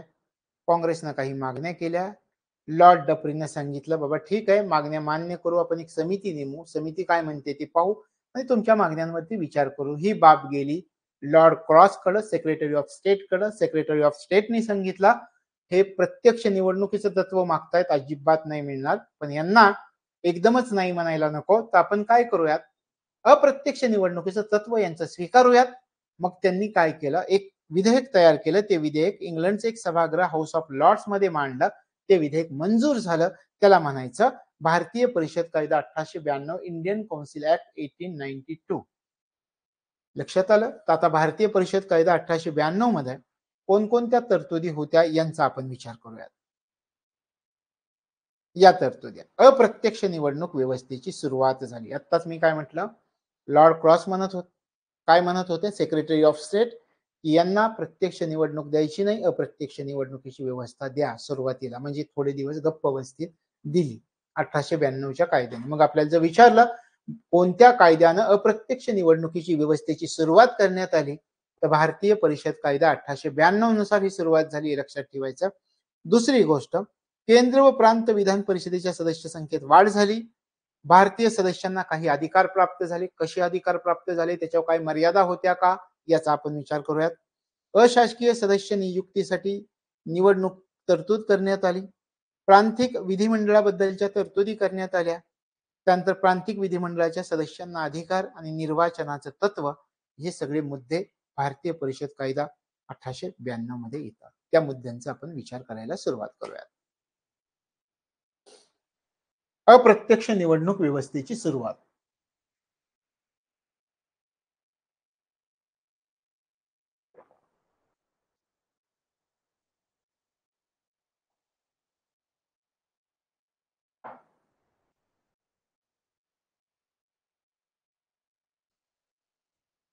पहिलं आपण म्हणतोय अप्रत्यक्ष निवडणूक व्यवस्थेची सुरुवात. आता पहिली गोष्ट एक लक्षात ठेवायचं, अप्रत्यक्ष निवडणूक व्यवस्थेची सुरुवात झाली, पण या कायद्यामध्ये निवडणूक या शब्दाचा उल्लेख नव्हता, कुठेही उल्लेख नव्हता, हे लक्षात ठेवायचं. आपल्याला मुद्दाम फसवण्यासाठी म्हणतील की या कायद्यामध्ये निवडणूक या शब्दाचा उल्लेख करण्यात आला होता. अजिबात कुठेही उल्लेख नव्हता. भारतीय परिषद कायदा इंडियन काउन्सिल ऍक्ट 1892 नुसार अप्रत्यक्ष निवडणुकी व्यवस्थेची सुरुवात झाली आहे, पण निवडणूक या शब्दाचा कुठेही उल्लेख केला गेलेला नव्हता, हे लक्षामध्ये ठेवायचं. ही झाली अप्रत्यक्ष निवडणूक व्यवस्थेची सुरुवात. पुढचा मुद्दा पहा. केंद्रीय विधान परिषदेच्या सदस्यांच्या संख्येमध्ये वाढ झाली. किती वाढ झाली याचा आपल्याला विचार करावा लागेल. याच्यामध्ये सांगण्यात आलं की किमान 10 आणि जास्तीत जास्त 16 अतिरिक्त सदस्य निश्चित करण्यात आले. किमान किती आणि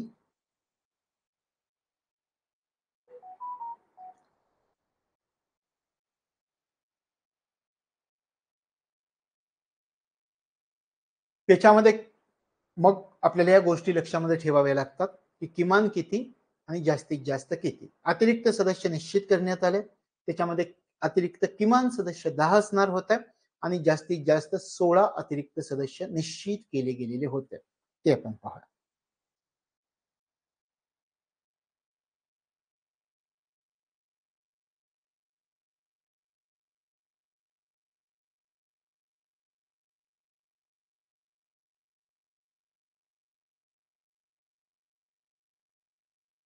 किमान 10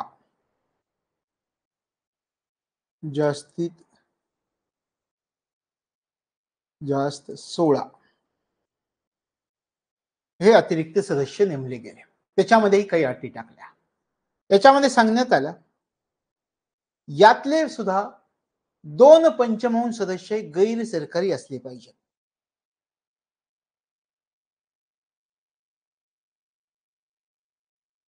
सदस्य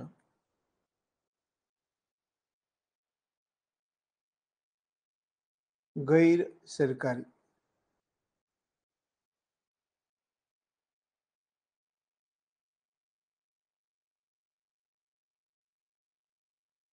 दोन पंचमांश सदस्य गैर सरकारी असले पाहिजे. त्यानंतर या सदस्यांची नियुक्ती कशी केली जाईल हे पण सांगितलं गेलं. सांगितलं या सदस्यांची जी नेमणूक केली जाणार आहे ते वेगवेगळ्या वर्गांमधून, वेगवेगळ्या जातींमधून आणि भारतीय समाजाच्या विशिष्ट हिताच्या आधारे केली जाईल. लक्षात आलं या सदस्यांची निवड कशी केली जाणार होती. पहिली गोष्ट याच्यामध्ये लक्षात ठेवायची, कोणत्या उद्देशाने निवड केली जाणार होती, तर भारतीय समाजाचं विशिष्ट हित लक्षात ठेवून, हा उद्देश लक्षात ठेवून या सदस्यांची निवड केली जाणार होती केंद्रीय विधान परिषदेमध्ये. मग ते सदस्य कुठून येणार होते, तर वेगवेगळ्या वर्गांमधून येणार होते, वेगवेगळ्या जातींमधून हे सदस्य येणार होते, हे लक्षामध्ये ठेवायचं. आता याच्यामध्ये आपण म्हणतोय केंद्रीय विधान परिषदेच्या सदस्यांच्या संख्येमध्ये वाढ, पण हे सदस्य कसे निवडले जाणार होते यांच्यासाठी अप्रत्यक्ष निवडणुकीचं तत्व स्वीकारलेलं होतं. अप्रत्यक्ष निवडणूक.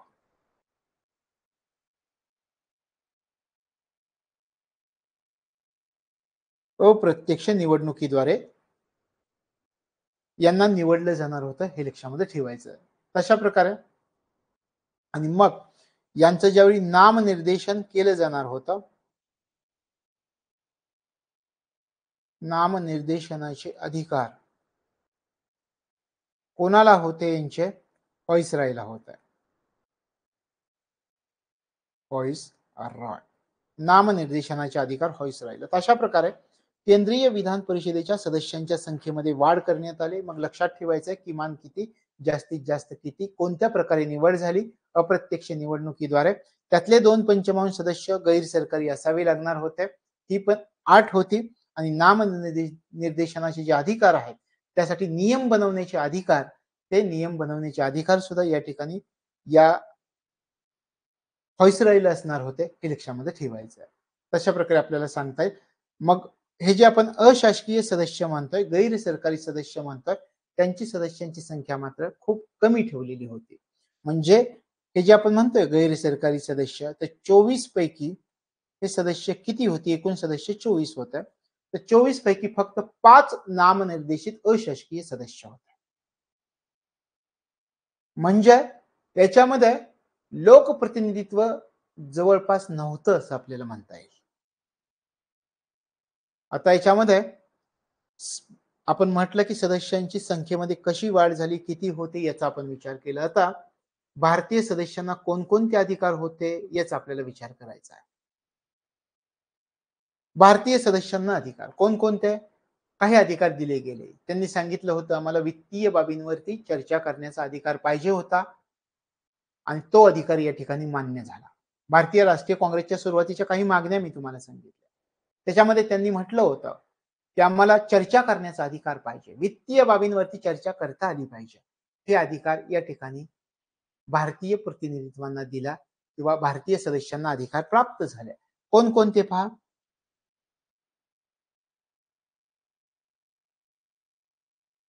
त्याच्यामध्ये जे काही अधिकार प्राप्त झाले त्या अधिकारांमध्ये आपल्याला सांगता येतं की वार्षिक अर्थसंकल्पावरती चर्चा करण्याचा अधिकार प्राप्त झाला.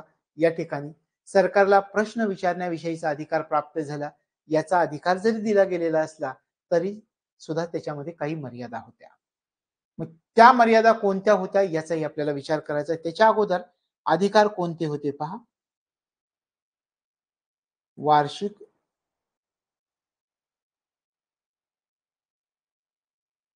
अर्थसंकल्पावर चर्चा चर्चा करण्याचा अधिकार यांना प्राप्त झाला. शिवाय सरकारला प्रश्न विचारू शकत होते. आता आहे सरकारला प्रश्न विचारणे हा अधिकार या ठिकाणी प्राप्त झाला. पण हे अधिकार जरी यांना दिलेले असले तरी या अधिकारावरती सुद्धा काही मर्यादा होत्या. आता आपण म्हटलं सरकारला प्रश्न विचारण्याचा अधिकार होता, पण सरकारने या ठिकाणी जर सरकारला प्रश्न विचारला तर त्या विचारलेल्या कोणत्याही प्रश्नाला मान्यता देण्याचा किंवा तो प्रश्न नामंजूर करण्याचा अधिकार या ठिकाणी यांना होता. लक्षात आलं. तो प्रश्न नामंजूर करू शकत होत्या. आता या ठिकाणी काही अटी होत्या. उदाहरणार्थ तुम्हाला सांगतो. काही सदस्य यांना प्रश्न विचारायचे, आपण म्हणूयात यांना प्रश्न विचारायचे. मग यांच्यासाठी काही अटी टाकल्या. तुम्ही आम्हाला प्रश्न विचारू शकता, पण त्याच्यासाठी काही अटी आहेत. काय अटी? प्रश्न जनहिताचा असला पाहिजे, लोकांच्या कल्याणाविषयीचा प्रश्न असला पाहिजे. प्रश्न विचारण्यासाठी तुम्ही 6 दिवस अगोदर सूचना आम्हाला द्यावी लागेल. प्रश्नाचं उत्तर देण्यासाठी सरकारला 6 दिवस अगोदर पूर्वसूचना द्यावी लागत होती. आणि समजा 6 दिवस अगोदर पूर्वसूचना देऊन सुद्धा जर 6 दिवसांमध्ये सरकारनं त्या प्रश्नावर कोणतीही तयारी जर केलेली नसेल तर सरकार स्पष्टपणे 6 दिवसानंतर सुद्धा असा प्रश्न विचारायला नकार देऊ शकत होता. लक्षात येतं. आपण म्हटलं वार्षिक अर्थसंकल्पावरती चर्चा करण्याचा अधिकार मिळाला, सरकारला प्रश्न विचारण्याचा अधिकार मिळाला, पण विचारलेल्या प्रश्नांना मान्यता देण्याचा, नामंजूर करण्याचा अधिकार होता. शिवाय प्रश्न विचारण्यासाठी काही मर्यादा होत्या. सांगितलं की प्रश्न जनहिताचा असला पाहिजे, समाजाच्या कल्याणाचा असला पाहिजे. तुम्हाला प्रश्न विचारायचा, विचारू शकता. 6 दिवस अगोदर तुम्हाला पूर्वसूचना द्यावी लागेल. प्रश्नाचं उत्तर देण्यासाठी सरकारला जरी 6 दिवस अगोदर दिले आणि सरकारनं त्या 6 दिवसांमध्ये त्या प्रश्नावरती काही तयारी केली नसेल तर 6 दिवसांनी तो प्रश्न नाकारण्याचा अधिकार सुद्धा सरकारला होता. म्हणजे जे अधिकार दिले त्या अधिकारांना काही अर्थ उरलेला नव्हता. शिवाय पूरक प्रश्न विचारण्याचा अधिकार नव्हता. हे विचारलं ना तर लक्षात ठेवा. पूरक प्रश्न विचारण्याचा अधिकार नव्हता. हे मुद्दाम विधानात विचारतील.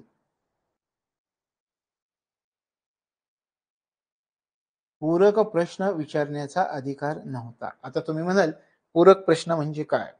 एका प्रश्नावरती एका प्रश्नाला अनुसरून विचारला गेलेला दुसरा प्रश्न त्याला पूरक प्रश्न. उदाहरणार्थ एखादी घटना चालली आहे. एक प्रश्न की काय झालं की एका कचरकुंडीमध्ये एक छोटंसं बाळ सापडलं. छोटंसं बाळ सापडलं याच्यावरती चर्चा सुरू झाली. चर्चा सुरू झाल्यानंतर प्रश्न असा निर्माण झाला की तुम्ही हे अशा प्रकारे जे लहान बाळ आहे की कचरकुंडीत सापडले त्याच्यासाठी तुम्ही काय उपाय केला हा पहिला प्रश्न. मग त्याच्यावर सरकारने सांगितलं आम्ही काय केलंय पोलीस ठाण्यांसमोर पाळणाघरं ठेवलेली आहेत.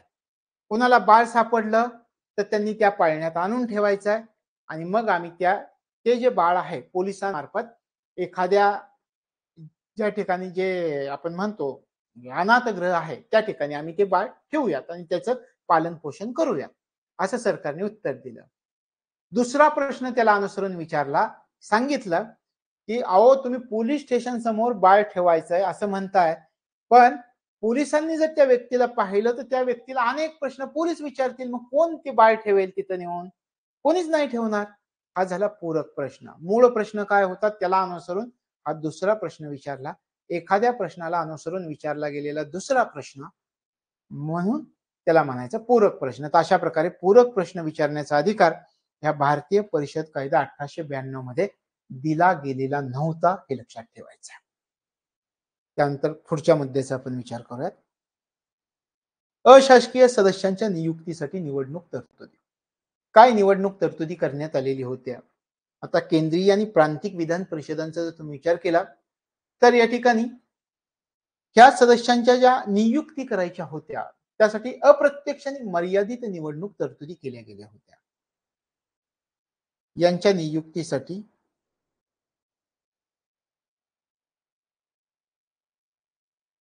यांच्या नियुक्तीसाठी आपण म्हणतोय अप्रत्यक्ष आणि मर्यादित निवडणूक तरतुदी करण्यात आली. म्हणजे निवडणुकीची पद्धत कोणती होती नियुक्तीसाठी?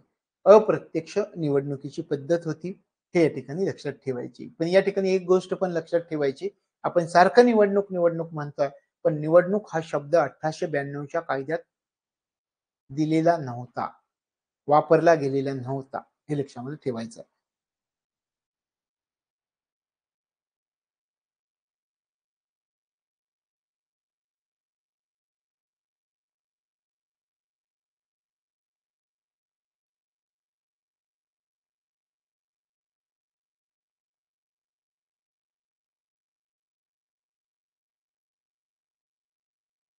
अप्रत्यक्ष व मर्यादित निवडणुकीची तरतूद होती यांच्यासाठी.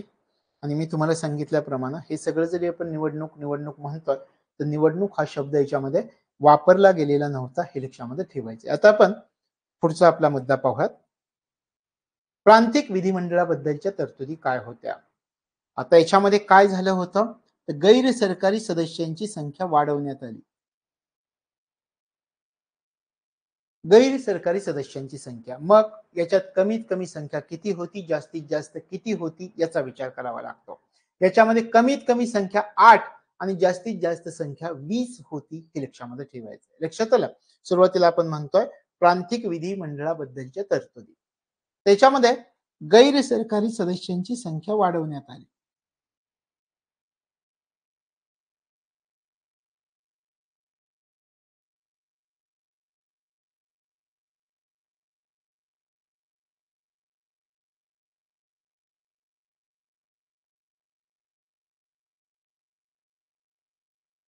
संख्येमध्ये वाढ गैर सरकारी सदस्यांच्या संख्येमध्ये वाढ. आता मी तुम्हाला म्हटलं कमीत कमी 8 जास्तीत जास्त 20.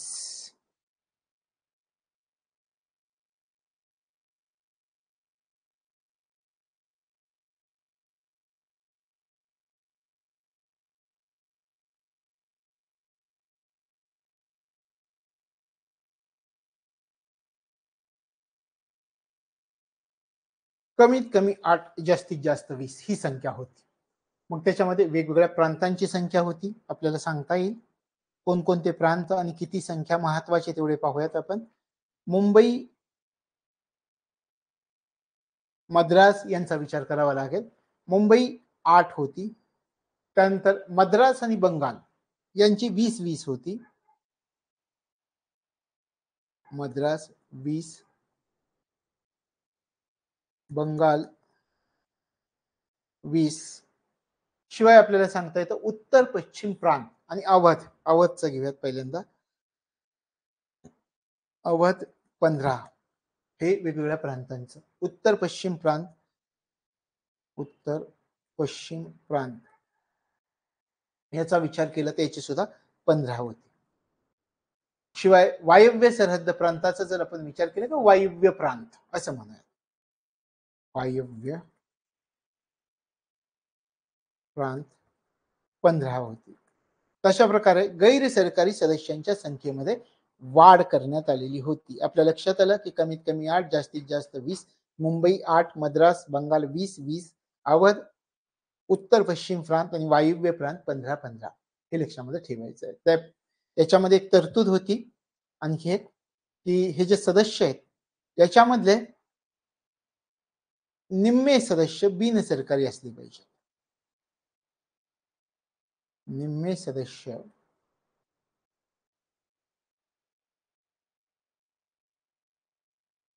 बिनसरकारी, निम्मे सदस्य बिनसरकारी असले पाहिजे. मग या प्रांतिक विधिमंडळाचे जे सदस्य होते त्यांनाही अधिकार मिळाले. कोणते अधिकार मिळाले ते आपण पाहूया. सार्वजनिक बाबी संबंधी हे प्रश्न विचारू शकत होते सरकारला. सरकारी धोरणावरती चर्चा आणि टीका करण्याचा अधिकार या प्रांतिक विधिमंडळाच्या सदस्यांना सुद्धा प्राप्त झाला आणि अंदाजपत्रकावरती चर्चा करण्याचा अधिकार सुद्धा यांना प्राप्त झालेला होता.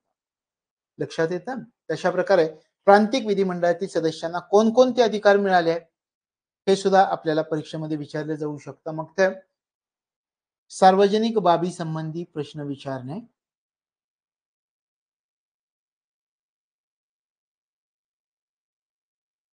बाबी संबंधी प्रश्न विचारणे, सरकारला विचारायचे तर प्रश्न विचारणे. सार्वजनिक बाबी संबंधी प्रश्न विचारण्याचा अधिकार प्राप्त झाला. सरकारी धोरणावरती चर्चा करण्याचा अधिकार,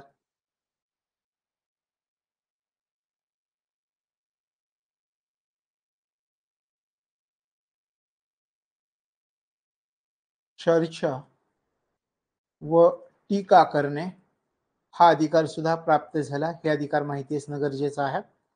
त्याच्यानंतर अंदाजपत्रकावर चर्चा करणे,